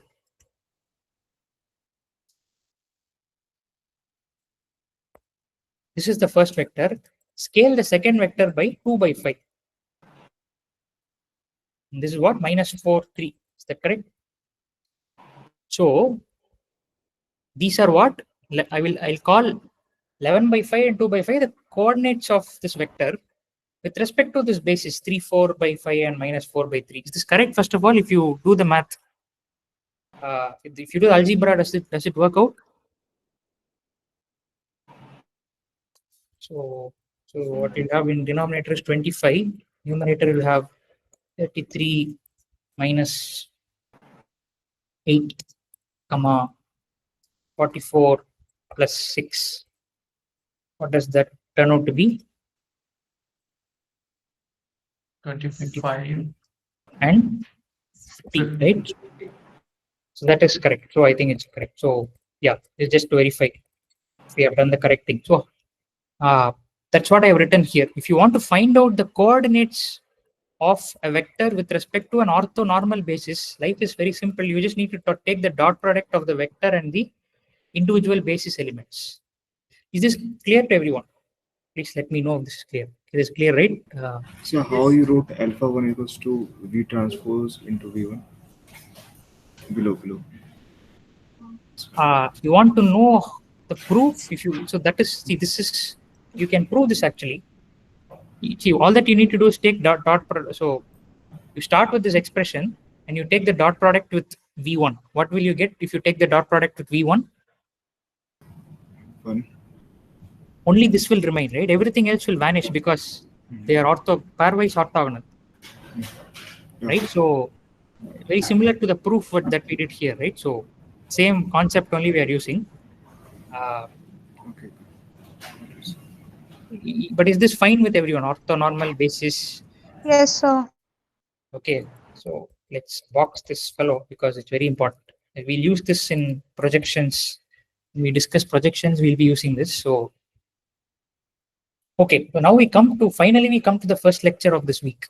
Okay, after all this drama, we come to 4 fundamental subspaces. So a matrix A, okay, of shape m cross n has 4 subspaces associated with it. They are the column space, the row space, the null space, and the left null space. Okay, maybe we can, doesn't matter if we have a space or not, but we can get rid of the space. There are enough spaces already. So what are these? You have, for each one, you can represent the matrix differently. So if you take the column space to begin with, you have A represented as a set of columns, right? So I can call this A1, A. How many columns are there? M or N? N columns. N columns. N columns. So you can treat every column as a vector. Okay, so the column space essentially is the span of the columns. Okay, you can use different notations, but I'll just use the C or R for, so, or if it's confusing, I'll maybe use C for column space. So column space of A is nothing but span of the columns A1 dot dot dot AN. Okay. Now this is what first thing is, the column space is, you have to become language models now. The column space is a dash for dash, or rather off. Span of columns, sir. That is correct. I have already mentioned that. So there should be something else, more information you should give me. Column space is a what of what?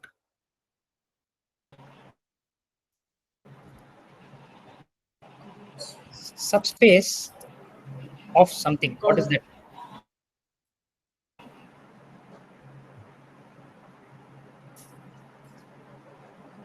Come on, we have watched the lectures, right? So you must know this. Okay, R superscript M, right? So Rm. So please note that the columns are themselves elements of Rm. Okay, there are m elements in the column. So in each column you have m components or coordinates. So the column space is a subspace of Rm. Okay, so remember that span of something is a subspace. Only question is of what space? It's a subspace of Rm. Okay, so every subspace is a vector space, therefore it has a dimension. So the dimension of the column space is called what? Rank. Yeah, rank. Okay, for now we'll call it column rank. Okay, so the dimension of the column space is called the Pivot element. CA will be called. CA will be called As the dimension maybe of column space. no. So CA is the column space itself. So it's a subspace, and the dimension of that subspace is the rank, right? It's the column rank. I'll call that the column rank in this case. So that's the column space. Okay, how to compute or how to find these spaces, we'll come to it in a moment. I quickly run through the spaces, right? So the row By space. using pivot element. Yeah, right. Yeah, we'll come to that. So for the row space, I request you to look at it slightly differently. I want you to look at this as set of rows. Okay. So okay, I'll call this A1 transpose because it's a row vector. So these are all the rows. So this A1 is different from that A1. Okay, please don't get confused. We are talking about the rows here. How many rows are there? There are m rows, right? So this is the row space. So now we'll call this R. So the row space of R is the span of the rows of A. So this is like A1 transpose dot dot dot AM transpose. Okay. So the row space is the span of the rows of A. Okay. And that was clear. So I don't need to add this. So the row space is a subspace of R n. Okay. And the dimension of the row space is called the row rank. Okay. And the beauty of this connection between them connection is that the row rank is Equal to the column rank. yeah, the row rank is equal to the column rank. Okay, so what we'll do is we'll drop the word column and row and we'll just say the rank. Okay, the rank of the matrix. So we'll just call. So we will just I want to ask one more thing. yeah. Why it is said that the row space equals to column space of transpose A. Row space of A equals to column space of transpose A. That's yeah. That is because when you transpose the matrix, the rows and columns are swapped.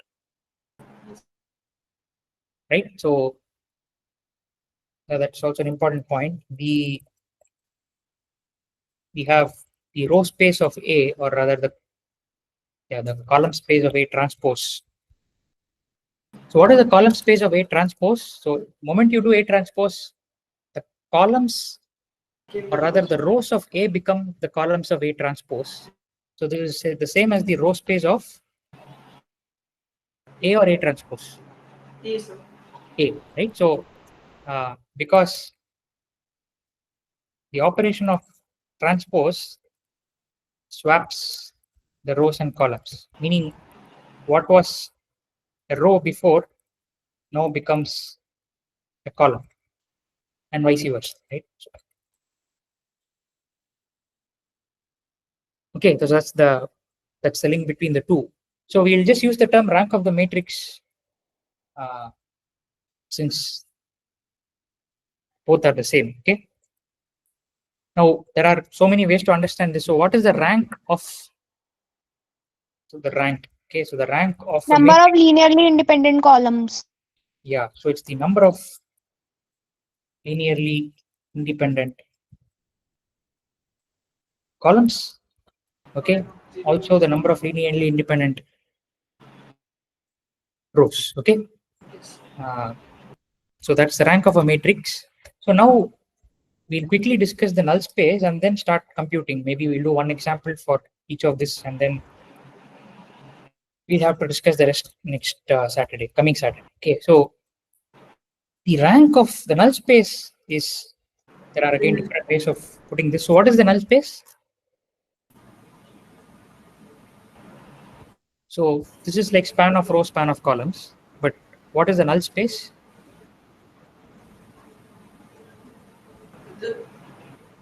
Yeah, go on.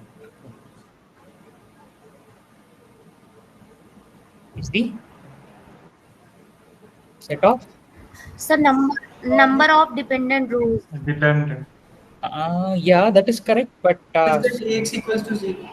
yeah, so since we are discussing subspaces, right? So I want the subspace term there. So it's a set of all solutions to the homogeneous system.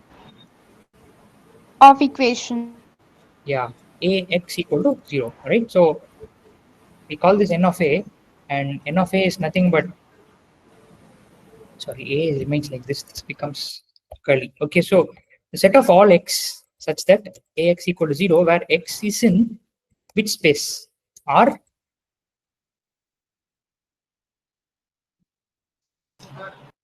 Rm or Rn? Rn. Is this correct? Correct or wrong? It should be Rn. Should be L. Okay. So remember that. Sorry, remember the following pairing. Okay. Null space and the row space are subspaces of the same space. Okay. Or rather of Rn. And there is a very close relationship. We'll come to that in a moment. The column space and the left null space, though I haven't talked about it, I'll soon talk about it, are subspaces of Rm. Okay, so that's the null space. So the dimension of the null space is called nullity. Okay, and it is known that the rank of a matrix plus its nullity is Number of columns. the number of columns. Okay, so this is called the rank nullity theorem. So the rank plus nullity is called is the number of columns. This is the rank nullity theorem, a very popular theorem, useful theorem. Okay, so finally we have the left null space, which is nothing but set of all solutions to the equation X transpose, or maybe you call it y transpose a equal to 0, is the left null space. Okay, so what will it be? It will be, we'll call this, actually you can just call this null space of A transpose. It's the same thing. So why is this same as null space of A transpose? Notice that if Y transpose A is 0, then you take the whole transpose, Y transpose A, the whole transpose is also 0. Okay, which means that A transpose, so when you transpose a product of two vectors or matrices, the order shifts, right? So A transpose Y becomes 0. Okay, and when you say A transpose Y is 0, it's just that you are solving, you're looking at the null space of A transpose, right? So it's a set of all Y such that A transpose Y equal to 0, and Y is in R, N or M? M. Okay, so this is where did we, yeah, now we come back. So it's clear to everyone, right, what we have so far done with the 4 fundamental subspaces. Yes. Okay, so very quickly we look at algorithms, right? So how do you, what's the algorithm to follow? Algorithm is a process, right? What algorithm do you follow to extract the subspaces, right? Or to compute? Okay, so there are actually only two algorithms, and that should be enough to compute all 4 subspaces one after, so you can repeatedly apply it. Now we'll do it, we will do this with the help of an example, right? So let's take the matrix, maybe I'll take a different dimension so that, say this is 1 0 1 2 and 0 1 3 1, and say 1, 1, 4, 3. Okay. So you want to compute the, first we'll start with the row space. So what do we do? What is the algorithm that we follow? How do you find the row space? You have to reduce the to R and We you go use R. the matrix to its. I forgot the form, the name of the form. Yeah, correct. The row echelon form, right? So Row echelon form. yeah, so we discussed this last Saturday also. So what we do is, step 1 is reduce the matrix to its row echelon form. Okay, using elementary row operations. There are 3 of them. You already know that. So scale a row by a non-zero constant. You could do that. You could swap rows, and you could add constant times to another row. Okay, as I discussed last time, this another row is important. This non-zero is important. Okay. You can watch the previous session in case you haven't done that. So how do you do the? So how do you come to the row echelon form? So can someone tell me what operation you would do now?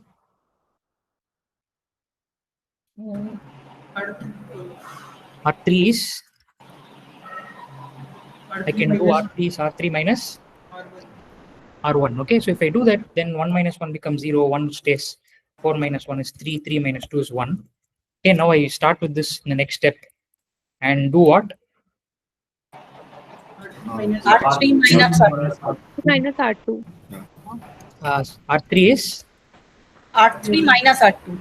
R3 minus R2. Okay, so I start with this and then I end up with all zeros here. Okay, so now is this matrix in row echelon form? Yes, sir. Yes, right. So you look at the pivot. So this is a pivot. First non-zero element in each row is a pivot, right? So the first non-zero element in each row is the pivot, and this is a pivot here. You have a pivot here. So that is the first thing that you notice. And what you have is the span of the, rather, the non-zero rows of the row echelon form is a basis for the row space. I'm not proving this here, but it's actually quite easy to show this. If you understand what are called elementary matrices or even other ways. So what you're doing is, I'll just give you the intuition. At every row operation doesn't disturb the row space. Okay, this is very important. Okay, so if you understand this, then you have understood the algorithm. So any operation that you think about, it is not destroying the row space. All that it's doing is it's either scaling a row, swapping is. So if you swap vectors, it's not going to change the row space, right? So, and likewise, if you add, this is a linear operation that you're doing. So this is also not going to destroy your row space. So all through, every operation is preserving the row space. Therefore, what you end up with finally, the rows are going to be, if you span the rows, they will give you the same row space you started. So what we are saying is, another way of putting it is, the row space is preserved across ACC, right? This is ACC ROSS, across, or AC ROSS. It's correct, sir. ACR. Okay, right. So the row space is preserved across all row operations. It's not destroyed. Therefore, what you end up with is a basis. It's a basis because it's linearly independent. I hope you see that.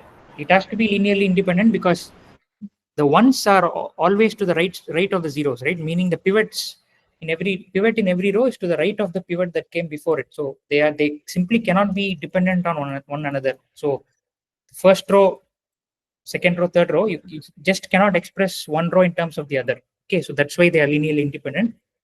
So now we can write off the row space. The row space is given by the following, right? So a span of 1 0 1 2, comma 0 1 3. 3 1, right? So this is a, so if you want to, they could ask the question in two different ways, right? They could ask you what is the row space, then you have to give the span, or they will ask you what is the basis for the row space. In that case, these two vectors form a basis, okay, for the row space. So yeah, so is this clear how the row space computation works? Sir, can you explain the basis once again for this? See, this is a basis because first of all we have said that it spans the row space. Okay, so it's a spanning set. The row space is not destroyed in this process, so this is a spanning set. So what remains to show is this linearly independent? It is always linearly independent, because if you think about it, these are the two vectors, right? So one vector is 1 0 1 2, other vector is 0 1 3 1. Now the good part about the row echelon form is the leftmost one is always going to keep appearing to the right. Okay, do you understand what I meant? So here the one appears in the first element. Here the one has to appear to the right of that. Okay, so it can't appear in the first element itself. So did you get that part? So this will be alpha beta some alpha. What is it? So alpha plus, it doesn't matter what is there here. 2 alpha plus beta. If you set this to 0, you want to show that it's linearly independent, right? So if you set this to 0, the only way this can happen is if alpha and beta are themselves 0, because the first two components will ensure that.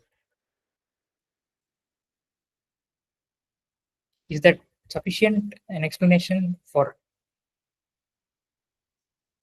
the basis? I No, hope. sir, I didn't get this alpha and beta is equal to 0. So Because we are alpha, essentially showing, so see, we are trying to show that a non-zero rows in the row echelon form, It's 10 o'clock. Are linearly independent and form a spanning set independent and span the row space. No, do you see that they span the row space? yeah. I have shown, yeah. So the row space is not disturbed. That argument is there, right? So to show that they are linearly independent, what you have to do is you have to take any linear combination, set it to 0. That's what I've done here.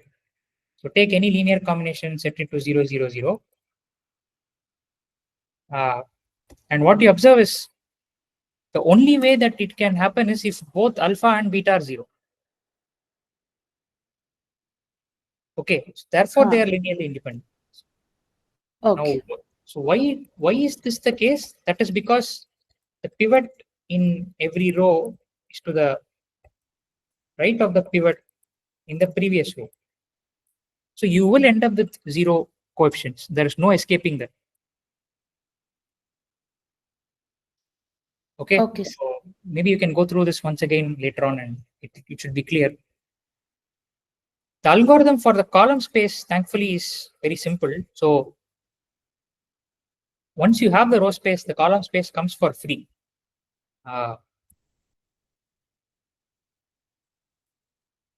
Okay, so where is the matrix you have?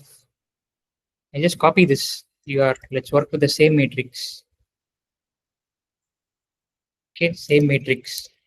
You want the column space of this matrix, so you do the row I echelon. guess the row space and the column space are the same. No, right? Why should they be the same? They are not the same, right? In general, they are not the same. In fact, here the row space is in R4, which is a subspace of R4. The column space will be a subspace of R3, right? So they are different subspaces actually. In general, they don't need to be the same. There is one case where they will be the same, or at least one I can think of that I leave as an exercise. But for now, yeah. So you do the RR, you do the row echelon form, you get it to this. Now, what you do to find the column spaces, you identify what are called the pivot columns. Okay. So this is a pivot column. So the pivot columns columns that contain the pivots. Okay, and then go back to the original matrix and extract the columns corresponding to the pivot column. Okay, so you had these two, right? These are the pivot columns. So if you go back to your original matrix, this will be your column. That's the basis for your column space. So identify, there are only two steps. Identify the pivot columns, go back to your original matrix and pluck out those columns corresponding to the pivot columns. Okay, is this clear? How do you find the, so these columns form basis for the column space. So if I were to express the column space here, it would be column space of A is span of 101 and 011. Okay, so clearly you see that they are linearly independent, right? So if you take, you can't express one as the multiple of the other in this case, and you can actually ask just to verify, can you express, if this is a basis really, then I should be able to express 134 as some combination of 101 and 011, right? So what do you think this will be here? I don't know if we can immediately find it, but we can try. So this should be 1. Alpha is 1, beta is 3. Alpha is 1, beta is 3. Nice. So it worked nicely here. So what about 1 or 2 and 3? Here also I think it's straightforward. It is Alpha is 2. 2 times 101 and 1 times 011. okay, is that correct? 2. Okay, so this is just to verify. So this is just, we are just verifying that we have spanning set for the column space. Okay, finally you have the null space. So with that we'll close for today, right? We'll look at the null space of the same matrix. So what is that rank, by the way? So far you have the rank to be, which is 2, right? Because this is basis, right? So length is 2. So therefore, what do you expect the null space to contain? How many, what a basis for a null space will have? How many vectors do you expect to be there? Number of columns. Number of columns minus? Yeah, so you expect the basis to have null space, a basis for the null space to have 2 elements. Okay, so once again we'll take the same matrix and do the same RR, so row echelon form business. So if you do it, you will end up with these guys again. Copy them. Okay. So once you do that, you have this, right? So what are you doing? You're solving the system of equations. Remember, you're solving AX equal to 0. So it's A equal to 0, 0, 0, right? 0, 0, 0. So 0, 0, 0. That's what you're solving. Homogeneous system. Now, what are your pivot variables as they're called? First and second. First and second. Okay, I'll maybe color them appropriately. Let's call this. These are kind of stuck. They're stop symbol dependent.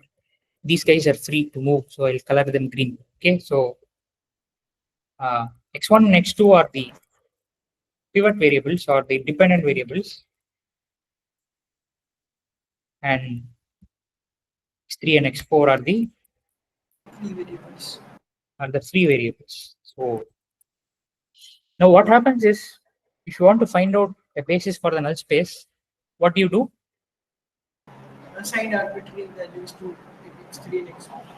Yeah, so what we can do is we can set So in sequence, right? So you set x3 equal to 1. You can assign arbitrary values, but we only want to find a basis. Okay, so what are we trying to do? We want to find a basis for the null space. That is what our goal is. Okay, this is our goal.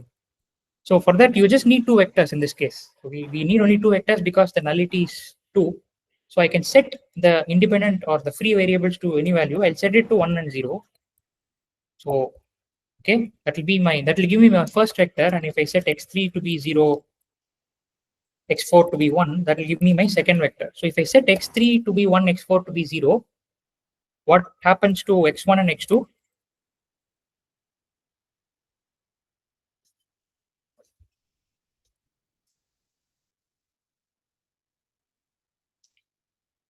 X2 is easy to find out, right? What is x2?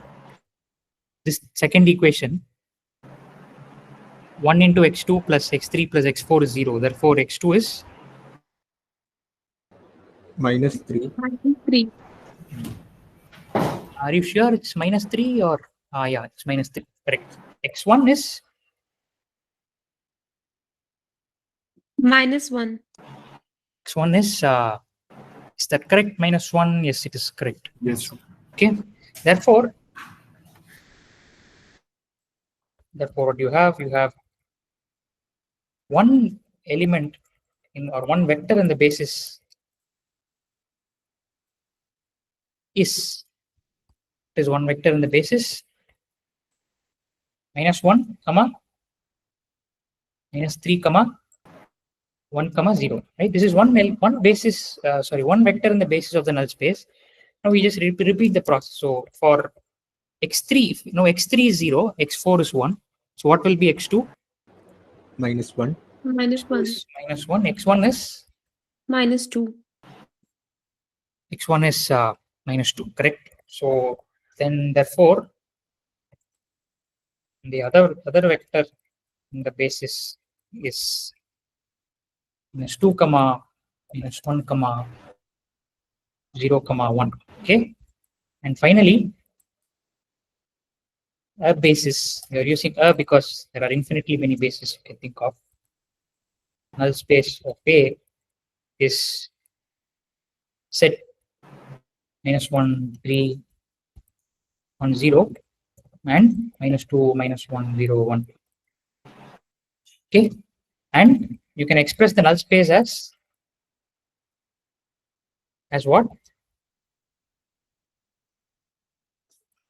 Span of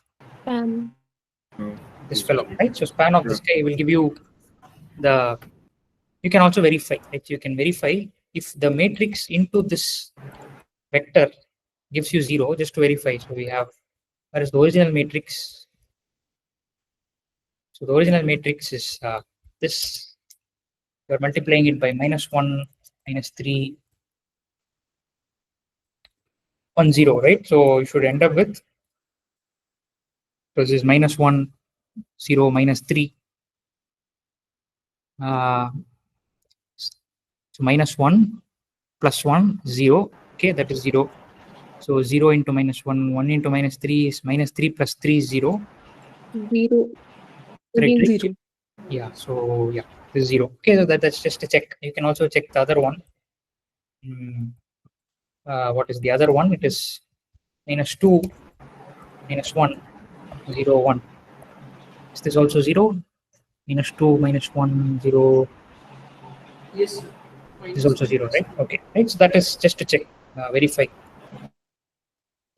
if these two are actually in the null space. Okay, they should be if you have done our calculations correct. Okay, so that is our 4 fundamental subspaces. What we have with us is just this least squares, right? So Ax equal to b, x equal to 0 are kind of done. So what we have to do is this least squares projections. So that we'll do on Saturday. Before I go there, before I end, I'll just mention this. We can take it up on Saturday again.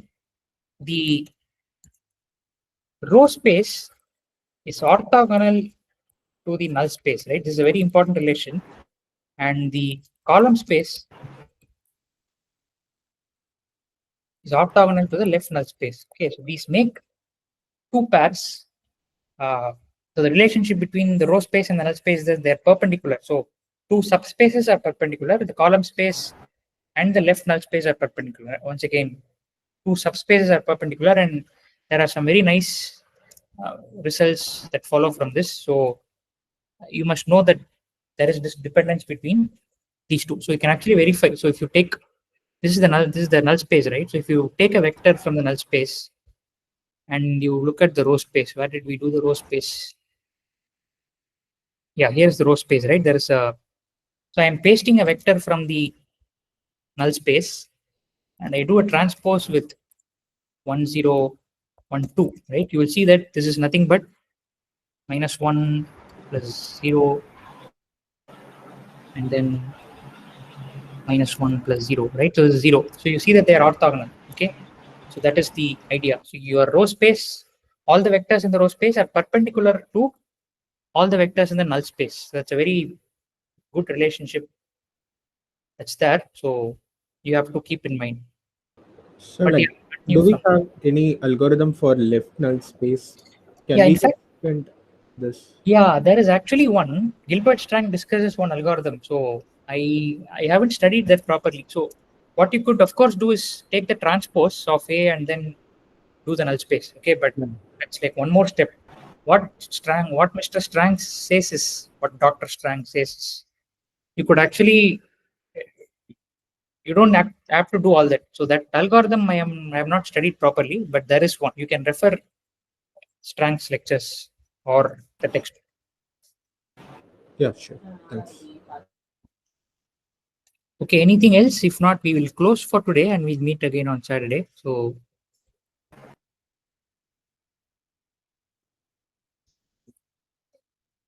okay, yeah. So thanks for joining. We'll meet again on Saturday and finish this week 3. Thank you, sir. Good night. Yeah, thank you. sir. Thank you, sir. Thank you, sir.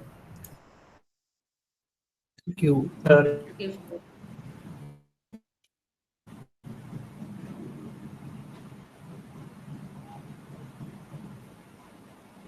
Sir, is there any way that we can get last week recording, sir? Yeah, so